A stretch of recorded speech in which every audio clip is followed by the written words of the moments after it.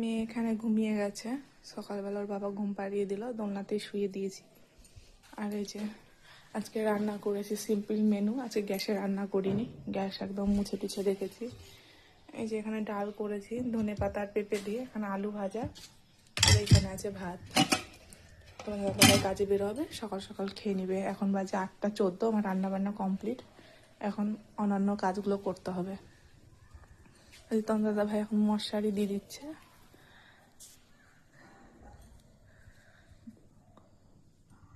মাছি হয়েছে তো প্রচুর, ওই জন্য।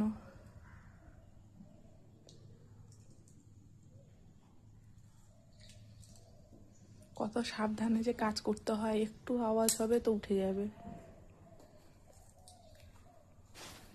এই ঘুম তো 5 মিনিটের, তবুও কত রিক্সে কাজগুলো করতে হচ্ছে। মশারিটা ছিঁড়ে গেছে, সেলাই করতে হবে।